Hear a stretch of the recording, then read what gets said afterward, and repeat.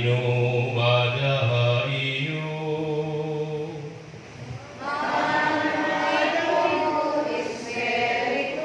Pagbasa ng Ebanghelyo na sumalakan San Mateo.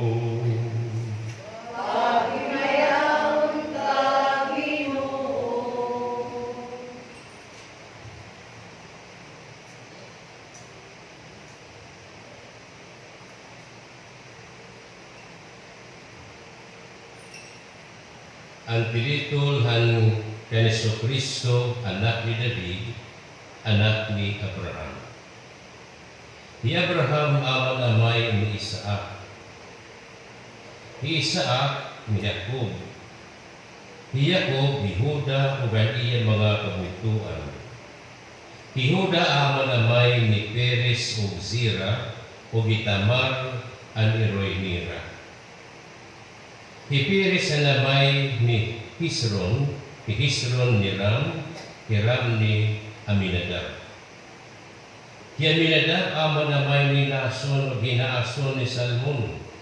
Ni Salmon anamay ni Boaz o Girahab an Iroinija.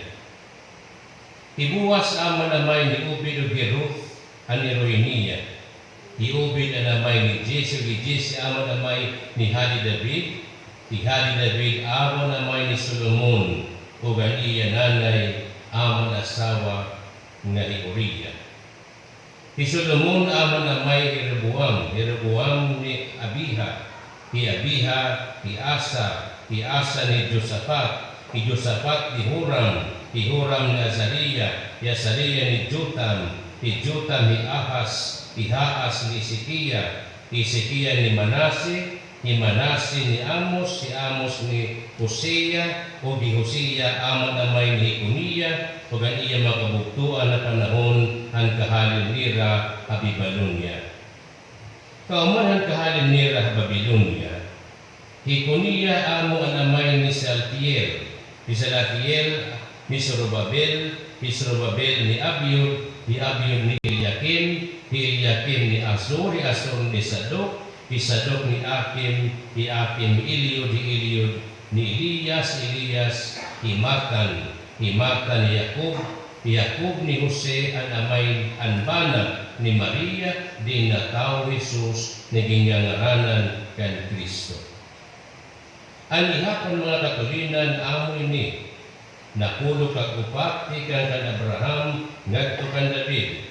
Napulo kag upat tikan kan David ngadto han pagbalhin na ira ha Babilonia. Napulo kag upat tikan han pagbalhin na ira Babilonia ngadto han katawo han Mesiyas. Amoy ni ang katawo ni Jesucristo. Ginsayuran na ni Maria ni Roinia ni Jose kung isan nila magtampo hinsabutan nga maeda bata tiyan hanarang ang Espiritu Santo. Aniya ni Jose kay tao nga matado o diri karuyag nga isabutan han kadaman ini kasugaran ni Maria na kaunahuna in pagbaya anay ang iya nagugintutuman ini nga iya nauna-unaan kundi inusang ang hedan Ginoo pinakita iya dahan inog nga sinring Jose anak ni David. Ayaw kahadlo pag-angkon kan Maria nga iyong asawa kaya nagpanampo niya hanarang han Espiritu Santo. Mag-aanak iya in lalaki ug imong pagnangaranan kan Jesus kay hiyaan magtatalwas sa niya bungto han ira mga sala. Nahitabo ini nga tanan ng pagtuman han mga iginyakan han Ginoo pinaagi han manaragna ang birhen magpapanamkon ug mag-aanakin lalaki nga iya pagnangaranan hin Emmanuel ang karagsingon aanhi ang Diyos sa akon. Ang Ebanghelyo ang Ginoo. Mo kay aga ang inyong tanan, inyan happy birthday ang mahal ni Birhen. Palapakan na. Yan na akong isa sa ini nga kaadlawan o pagkatawo ang baraan ng Birhen Maria. Din aton mga ginbasa ng Ebanghelyo ni San Mateo Kapitulo 1, versikulo 1 nga 23. Nagimang raw, yung mga tao nga hindi mo kilala, kung sugad man di ko not kilala itong iba. Nakilala ka mo kan ubi. Ubod-lugod na kilala. Nakilala ka mo kan san mo. 5-5. Ngayon, Sardinas. Nakilala ka mo kan sadok. Kaya ka mo ng sadok, payo. Waray. Alam mo ito, nabi kami nung hini, nga atong hinabihan o ginbasa natin, itong tilitol. Kaya Kristo ang anak ni David o anak ni Abraham. Kita nato katapusan ng sarili. Iyakob ni Jose ang bala ni Maria, di nataw Jesus, nagingaranan kan Kristo. So ginaranan nato katapusan Mara Santissima, affix la nga akan San Jose. Iyakob ni Jose ang bala ni Maria, di nataw Jesus. Kaya ang kaagi, ang tilitol, ang pagkatao ni Kristo, kasumpay niya na, kan Maria Santissima. Ano na itong leksyon para ato? Hindi ko ito babasan nato, sarili nato mabatian. Aber? Uy. Disimbre, kahit ang simbang gabi, may saligalyo. Baik na mati kita mga kalag na wala man natin nilalihan. Ito natin halami kita mga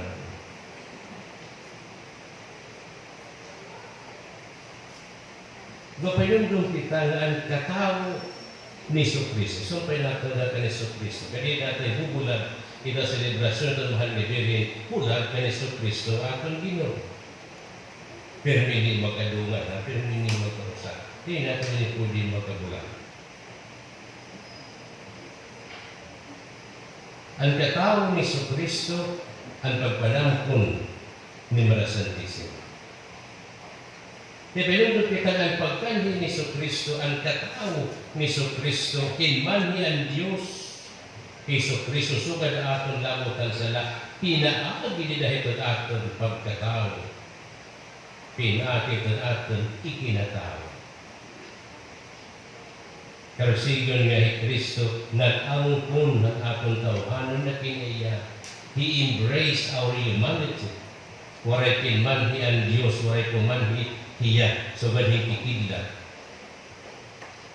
Nga pagkikidlat na dadayon ulapin. Waray. Kinanli hiya. Habang na itong tao, kinanli hiya. Ito aton pagkatao. Kaya natin, the cooperation of the human and the divine, that cooperation, ang pagkausap, ang tawhanin kinaiya, ng aton gusto na kinaiya. There is a cooperation.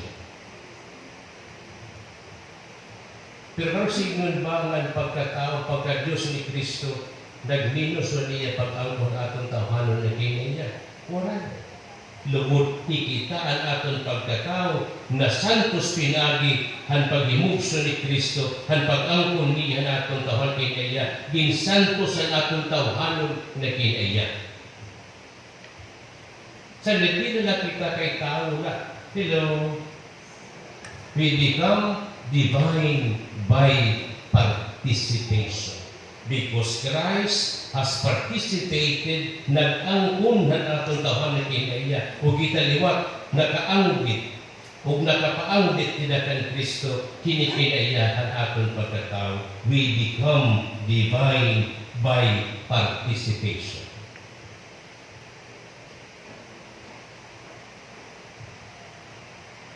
Nagpakatao ni Kristo, na santos kita ang atong pagkatao. Kalimutan niya ako mag-unah-unahin pagkasiling nga, ubos ito na atong pagkatao. Hello. Oray naton kapas. Nung kita oray naton kapas. Hikon pagtamod, hikon naton ikasitahan. Lugar ay keharatas naman na tamod ka mo na apliwan. Oray naton kapas.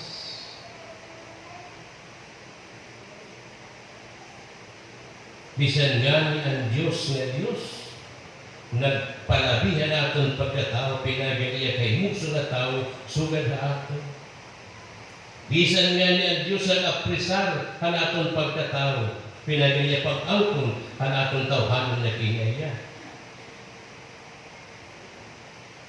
If humanity is depraved and beyond, then He could not have assume our humanity.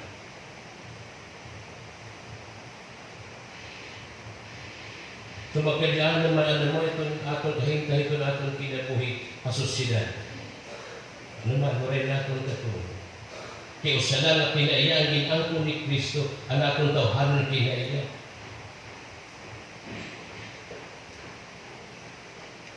Mopay pa ang Diyos na nagpakatao.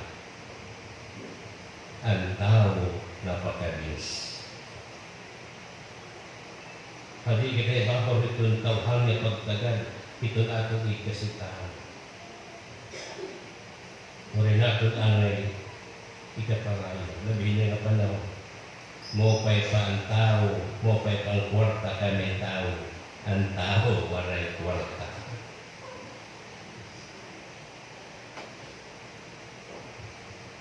Diri kita kay tao-tao. Ang siguro kita itong pagtagal, ito na ito na ikasitaw. Hahugot niya pag-respeto, hahugot niya pag-igugma, hahugot niya pag-amuma. Ano sila? Ang Ministry of Human Settlement way back in the 70s. Ano sila? Uy! Mga tao na ganyan ba ito? Na naman tema ito. Ang Ministry of Human Settlement.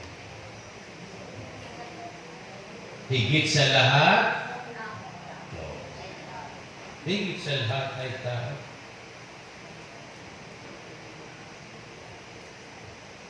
Lumatod pa nga nakato sa inunundong pa ako, wala na maliwag ka mo. Higit sa lahat ay tao. Higit sa lahat ay tao. Ikaduha, nagisan ko na dahil nga kinaiya, naging angko ni Kristo ako. Ang habit ang tawag na akong liwat, nga amo nga magdara kita kay Kristo. Sugad naging dara, naging pakatao ni Mara Santisima, Iso Kristo nga akong Ginoo. That to bring forth Christ in us. Kaya akong pagkabinunyagan, ginangko natin ang kinaya na Diyos nun. Labot mahal kabukusan natin pag-angko natin, we become divine by participation. We become sharer in the very dignity of Christ. Amo nga itong pagsunod natin itong busag na banan itong siring, karawatan niya panakon niya busag ang kaugdanan ng imo pagka-Kristiyanos. We have put on Christ in us.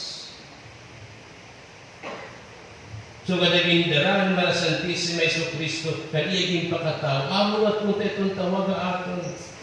Kaya baro kita itong pagdala kan Kristo. Abot ng karoon niyo magpakatao. Di man ka mo virgin. Huwag naman na ka mo like a virgin. Like a virgin. Kaya nung kantan bata, ano sila, di ba paras mo? Waray na virgin, puro na pampam, rapapampam. He told me rapapampam. Waray na virgin, puro na pampam.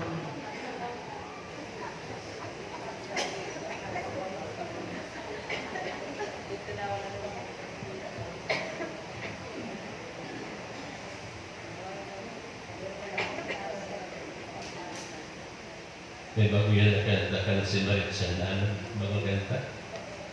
Whenever I see boys and girls libot-libot in the streets, pinalitin wisilbang ginpaputuhi sa dam.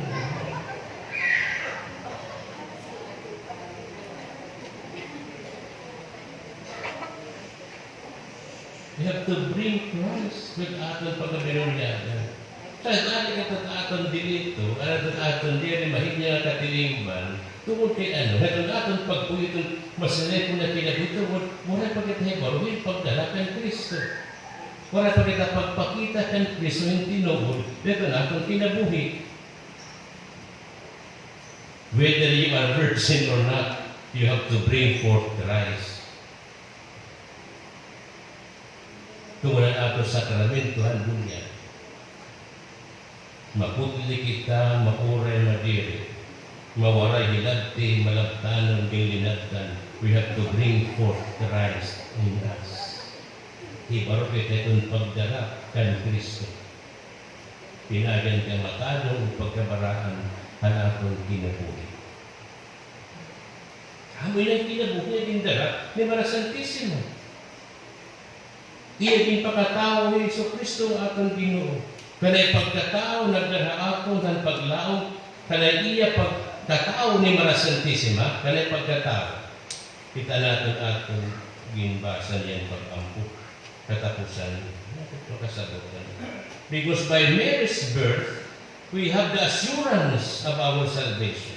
Ang pag-ampo niyan, katapusan. Ginulaglaraya kanimo simbahan na imong ginpalibway, hanbaraan ng nga misteryo, han pagsaurgan pagkatao, hanbaraan ni Birhen Maria, nga amo ang paglaom, hando sa kalibutan ng kaadlawon, hanamon katalwasan. Siya, ano punta ini? Itong tigamat akong pagdarakan Kristo. Nga maging tigaman kita itong katalwasan, itong kaadlawon itong katalwasan, yan kita pag-utong panahon, matalwas kita. Dahil kan Maria Santissima pagkatao, nagdaraaton hini nga saan ang katalwasan o ang kinabuhi nga dahil.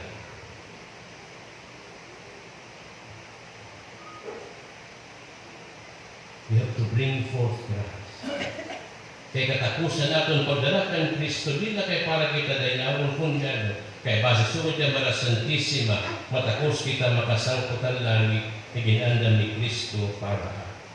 Bitaw natin, ang ating mga pag-ampo, the presidential prayers. Kita ating mga pangarapas ng Diyos. Kita natin, ha? Yun baraan ni Birhen Maria, makatagam kami dahil niya pagsaurugan pagkatao, hinpagtuboy dan upahan imo kalinaw. Hindi, pinangaro natin ang kalinaw. Na pinagan niya pagkatao ni Kristo, kugan mahal niya dirihin, magtubo kami dahan upahan imo kalinaw. Ay ni kalinaw natin bibig niya. Para natin ini nga kalinaw matatagamtaman, pinaagihan natin pag-angkon kan Kristo, pagpuyos daranan ni Mara Santissima, nga natawag ka na ikalaway na atong isasaw. Ako ito atong ginihingya, na magkamayada kita kalinaw. Away from Christ, we cannot have true peace. Ikaduha, kung aton pag-ampo itong paghalad niyan, kasi siling kita. Ikahan Birhen nga eroy nga waray makaiban lugod na kasantos niya pagkaputli, pasay doon unta na amon mga sala, ngan karaw ko ini nga amon mga halad ay. Sige, ada na akong pag-araba. Di na kayan kalinaw, kundi nga pasayon kita atong mga sala. Pinagining atong ginbubuhat, pinagining atong mga halad, pinagining atong pagdumdum kay Mara Santissima. Kay waray tinuod na kalinaw, kundi rin mag-ahadi iton atong pagpapasaylo, nato tibaro itong atong pagpasaylo, atong ni kasi tao, na waray tinuod na kalinaw, kung nato tagamtaman, ang pasaylo na natikang sa Diyos, kung ang pasaylo na natikang sa Diyos, malaki liwat nga itong atong pagpasaylo, itong atong ikasitahan. Pagkatapusan, kaya atong hibaro, hinpagdarakan Kristo ang kalinaw, nga ng pagpasaylo, magdadala atong ngadto ang katalwasan ang kinabuhi nga dahil. Ang paglaom parang buko sa kalibutan ng kadlawon ang katalwasan. So kaya para sa Santisimo kanina, iginsa ka nga langit. Amo man liwat ang nagpapamulat ka aton may katalwasan, may kinabuhi nga dayon, may langit nga naguhulat ka aton. Amen.